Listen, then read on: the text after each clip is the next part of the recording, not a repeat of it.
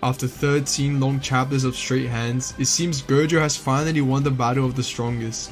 As Kusakabe says, Gojo has received his reverse curse technique back, while Sukuna can no longer heal rapidly, has lost Maharaga, and can't even fight hand to hand with amplification anymore.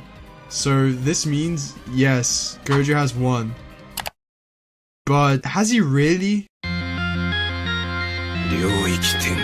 In this video, I want to talk about why I think, despite what it seems, the fight isn't over just yet. And before I get to my main points, I just want to make it clear that I'm not saying that if the fight ends now, it will end up being disappointing or anything. No, this is just going to be me mentioning what I think will happen in these next few chapters and what I'd like to see. So let's get to it. The first thing I want to talk about is what I think is probably the most likely scenario we're getting, and that's Sukuna's true curse technique reveal. It's been hyped up ever since Shibuya, and I doubt we're gonna go this entire fight without seeing it. There have been so many theories as to what his CT is, so I'm not gonna try to guess it, but I'm sure it'll be something pretty overpowered. I've seen a lot of people say that Sukuna's true CT would be useless against Gojo because it wouldn't be able to get through infinity, and that'd be the reason as to why he hasn't used it yet, but there isn't really any real reason to assume that. We already know of many ways to bypass infinity, such as through domain amplification and curse tools, so I don't think it's that wild for Sukuna to also have a method to do so with his CT. The real reason he hasn't used it yet could either be because he's saving it in case he gets jumped, as Kusakabe said, or maybe because it might have some sort of drawback to Sukuna himself, which means he'd only want to use it when he really has to, which now would be the perfect time to do so. Another reason could be that Sukuna legitimately doesn't think of Gojo as someone who's actually capable of killing him. I'm not saying Sukuna isn't taking the fight seriously, of course he is, but I think it's been made evident that both Gojo and Sukuna are coming into the fight with very different mindsets. Just a few chapters back, it was stated that coming into the fight, even Gojo himself had thought of the possibility of losing. But Sukuna, he's only just started to experience tension, which in my opinion implies that up to this point, he really didn't think of the possibility of losing. But again, I just want to make it very clear that I'm not saying Sukuna isn't taking the fight seriously, just that he might not view Gojo as much of a threat as Gojo views him.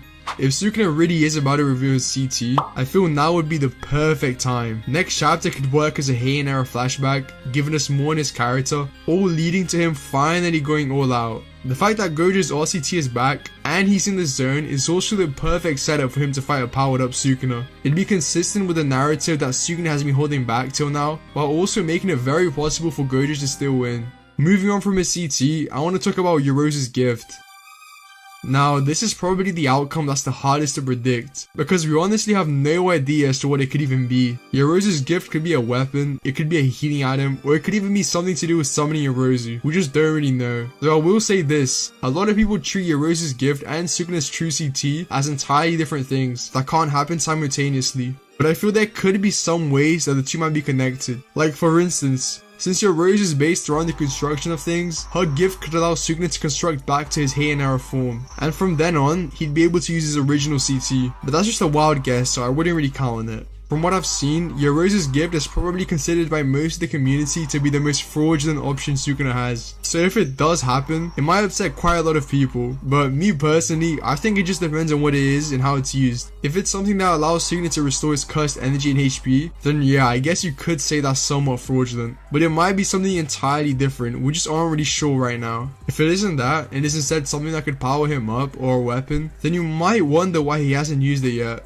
Well, this might be because Sukuna might actually be forced into interacting with Yorozu herself. We know that from Mai, where she was basically able to put her soul into a cursed tool, Yorozu might have done the same thing, and so for Sukuna to use the gift, he'd have to see her again. Since Sukuna really doesn't like her, it explains why he's held on the gift for so long, rather than using it from the beginning. So yeah, I think this could definitely be another possibility as to what will happen.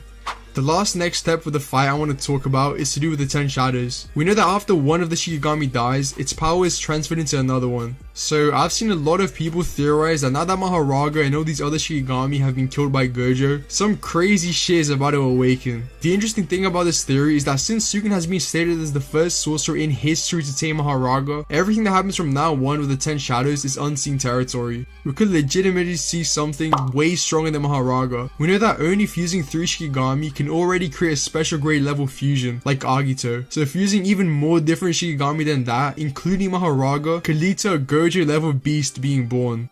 This is probably the craziest possibility of the 3 I've mentioned, and if it does happen, it will be insane. Anyways, those are just a few possible scenarios we might see soon, and are the main reasons why I think the fight isn't over just yet. If I had to pick, I'd probably say the first is my favorite, that being Sukuna's true curse technique reveal. Not only would it be great to finally find out what Sukuna's connection to the black box is, but we could also get a Heian era flashback, which I think is something everyone wants. If you're one of the people who think the fight really is over, I'm not saying you're wrong or anything. These are just predictions I have for what might happen soon.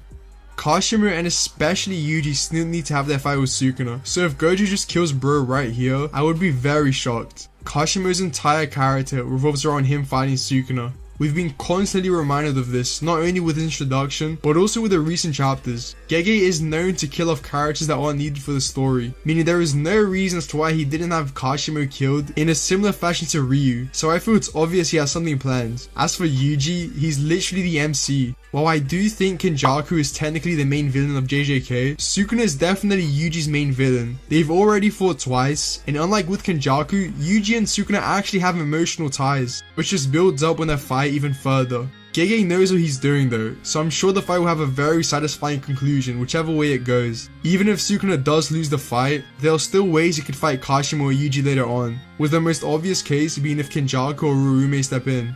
As Gojo and Sukuna are now, they're unable to use their main expansion, so if Kenjaku was to open his, Gojo doesn't really have any way of clashing with it, other than of course just spamming RCT, which might low-key work since he's gotten it back from landing his black flashes. Anyways, if you've enjoyed the video, please make sure to like and subscribe. I know this fight is one of the most debatable, if not the most debatable thing in the entirety of the JJK community, so also comment down below who you think will win between Gojo and Sukuna. Other than that though, I'll see you guys next time. Peace.